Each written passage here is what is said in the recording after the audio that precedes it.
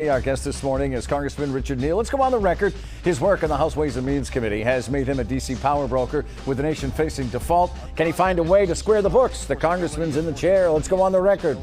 From WCVB Channel 5, the inside word from Washington to Beacon Hill. Today's newsmakers are going on the record. Welcome to OTR, everyone. I'm Ed Harding, along with News Center 5's political reporter Sharmin Ceketti. It's great to have you with us this morning. America is facing an economic crisis over the debt limit, and we are fortunate this morning to have one of Capitol Hill's most experienced money managers with us at the table.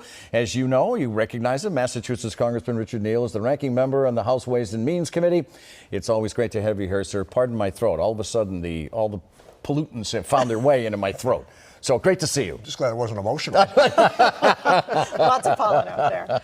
Well, let's start with the debt ceiling. The nonpartisan Congressional Budget Office says there is significant risk the United States will default on its debt in the first 2 weeks of June. Now, talks to prevent that are underway as we speak. President Biden, he says no negotiations over default. And former President Trump, this is what he said last week.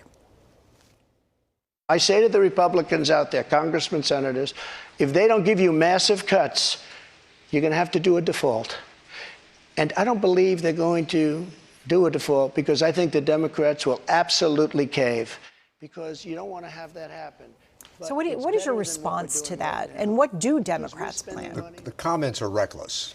And then if you do the arithmetic and consider that he added $8.7 trillion to the national debt, the question is right on target because of the following.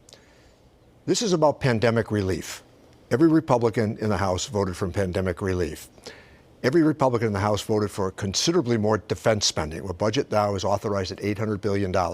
Many of them voted for the CHIPS Act. Many of them voted for the infrastructure bill. Now the credit card is due. So I think that the comments from the former president, based on the Republican Party I've known my whole life, those are pretty misguided. And so where do Democrats move at this point? I think that what we want to do, the president has been clear not to conflate the debt ceiling with the budgetary process. I think he's correct about that. He is saying raise the debt ceiling, and then we will move on to negotiations over the budget. Everybody acknowledges with the end of the pandemic and the expiration of some of their tax cuts, because that's another occurrence in December of 2017, $2.3 trillion worth of tax cuts. It's contributed to the spending increases that we've had. But I also would say this, and I think it's an accurate statement. On March 11th, 2020, that's when Dr. Fauci gave his warning. In 3 months, we had lost 22 million jobs. Every one of those jobs has been returned, and 9.5 million jobs in America go unanswered every single day. There ought to be room here for people that are a reasonable position to negotiate and find a path forward. As a percent of gross domestic product, this is 6%. This is close to where it was during the Reagan years. And I think we'd all like to get back to inside of 4%. But that could only happen if there's considered negotiation after we raise the debt ceiling. What are the consequences of a default? Well, I think that it would sully America's reputation in the world because one of the things that I like to point out is that the dollar is the currency of the world that everybody retreats to. You have traveled internationally, and despite what people will say about the dollar, it'll be redeemed at just about any outpost that you want because people know that the Treasury is going to make good on it. So I think that it would call into question America's standing in the world as really understanding that every currency in the world is pegged to the American dollar. So that in and of itself, not just in terms of reputational value, but it would mean all of a sudden that America wouldn't pay its bills. Do you see as an instance where this doesn't get resolved? It has to get resolved, It's got to right? get resolved. And I'm pleased that the staffs are getting together, even as you noted, as we speak. I think that's a very important sign going forward. But I also think the other part of this consideration is that the debt ceiling, according to the 14th Amendment, it's very clear. The question of the validity of the public debt shall not be put in jeopardy. Could Social Security payments stop?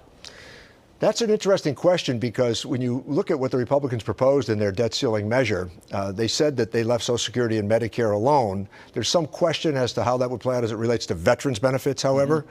But that's an important question, Ed, because what's in mind here is this, that discretionary spending, after you consider that as opposed to the locked-in spending of Social Security, Medicare, and Medicaid, it's a very small percentage. But defense spending is part of discretionary spending. So I think that has to be part of the consideration if that's the path that they want to travel down. You were one of House Speaker Nancy Pelosi's top lieutenants when Democrats held the majority. And like the current Speaker, Kevin McCarthy, she dealt with very tight margins for votes. McCarthy says that the White House refused to negotiate with him for months and that Democrats are responsible for the deadline crisis. Does he have a point? Do you see a point? No, he does not have a point on that. We all have a point of view here on proceeding with getting a more manageable approach to the federal deficits. That's different than the debt. The deficits the debt is accumulated deficits.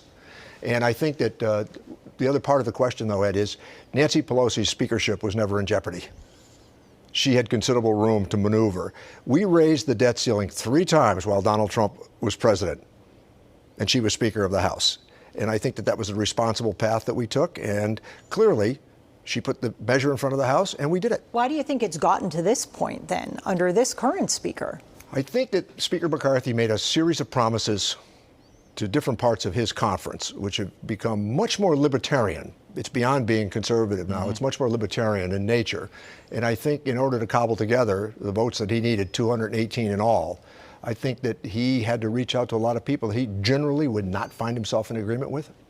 All right. And so he's now in a situation, though, where he does have some members who don't necessarily want to negotiate. So how do Democrats find a way out of that? Well, I think that there's going to have to be some face saving. There's no doubt about that. But I think that the ransom note that Speaker McCarthy has put up to save his own speakership, that's not the way you negotiate. I mean, I've been through a lot of negotiations over a long career, and I know the patience that's required. Be ready for the insults that are going to come your way. Sometimes the 4-letter epithets that are hurled at you in the room. But you always have to just take the position, thanks very much, let's get on. President Biden has announced his re-election campaign. Inflation and the economy are key issues now. They're frequently key issues in a presidential race. Is it a position of strength for the Democrats? I think that what's important to remember here is that the unemployment rate is 3.4%. This is the lowest in 54 years. For African Americans, I think it's 4.3%, the lowest in history. Inflationary report from the Department of Labor this week is 4.9%. That's a considerable difference from where we were just 6 months ago. So I think what's kind of interesting, and you've been at this like I have for a long time, one of the challenges we have in front of us is that, unlike the Carter years, everybody's working. Right. That's a big difference. During the Carter years, you had high inflation and high unemployment. Now we have moderately high inflation, but everybody who wants a job has got a job. But is it a perception problem for It is Democrats? a perception problem, yes. Is that what this is? Well stated. Yeah. You know, you have a situation where inflation, people are still going to the grocery store, prices are still high. How do you make your case to the general public? Well, it's considerably more difficult in the age of social media. Choose a side journalism. Dial into news that agrees with you. I think that the country is so divided, and if half the people start out every day thinking there's something wrong, and then half the other side, they start on the position that everything's fine, that doesn't leave a lot of swing room. And one of the challenges we have today is that this next round of the presidential cycle, we used to say it was down to 10 or 11 states. Now it's down to 6. Down to 6, right? Yeah, down. Right, about half of that. And I often say in our own caucus, look, you have to sound reasonable. We've got every Democratic vote that we're going to get. They are likely to get a lot of Republican votes if Trump's the nominee because the base of the Republican Party is with him.